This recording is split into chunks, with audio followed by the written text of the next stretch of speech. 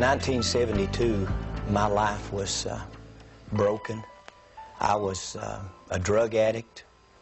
I was a criminal. My family was broken. My wife had filed for divorce a couple of times. My children were afraid of me. I really couldn't hold a job. My mental state was terrible. And it was in that frame of life that I took my 6-year-old son one night and went down to a little market, going inside to purchase some things. And on the way in to that market, I met a gentleman coming out the door, and an argument erupted. And before I knew it, I had just hit him, knocked him down, and he fell into a stack of bottles. The bottles bursted, and immediately he leaped up with a broken bottle and began to stab at me. I lifted my left arm to try to stop the blow, and the bottle actually severed the biceps muscle, the major arteries in my arm, and I was bleeding to death in just a matter of seconds. But full of anger and hatred and rage, I kept fighting and kept bleeding. My little son was screaming. He was hysterical. But the man that ran the store came over and said, if you don't get to a hospital, you'll bleed to death in just a few minutes. So he actually took me in my own automobile to the hospital, and when we entered the emergency room, I was barely conscious. And as the medical attendants began to work on me, I could hear their voices. And I could hear them saying, "We can't help him. He'll have to be transported to another hospital. Probably will lose the arm." And as they loaded me into an ambulance, my wife had arrived by that time and got in the ambulance with me. But as they pulled out of the parking lot of that hospital, a young paramedic looked down into my face, and I could barely see him. I was so weak. But he said, "Sir, you need Jesus Christ." And I didn't know Jesus. I didn't know what he was talking about. So my reaction to that was to begin cursing. And again, he stated to me, "You need Jesus." And as he was talking to me, it appeared like the ambulance literally exploded in flames. I thought it had actually blown up. It filled with smoke, and immediately I was moving through that smoke as if through a tunnel. And after some period of time, coming out of the smoke and out of the darkness, I began to hear the voices of a multitude of people screaming and groaning and crying. But as I looked down, the sensation was looking down upon a volcanic opening and seeing fire and smoke and people inside of this burning place screaming and crying. And they were burning, but they weren't burning up. They weren't being consumed. And then the sensation of moving downward into this. He was thrashing, just thrashing about, you know, and moaning and groaning, and it was like there was a battle going on. I wasn't a Christian at the time, and I didn't even know anything about spiritual battles.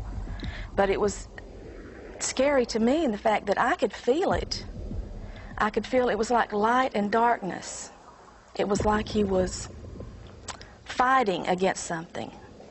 And I didn't know what, but now I know, you know, he was seeing the vision of hell.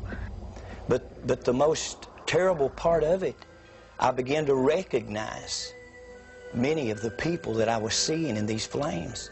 As if a close-up lens on a camera was bringing their faces close to me, I could see their features and see the agony and the pain and the frustration. And a number of them began to call my name and said, "Ronnie, don't come to this place. There's no way out. There's no escape. If you come here, there's no way out." And I looked into the faces of one that had died in a robbery attempt, who had been shot to death and bled to death on the sidewalk.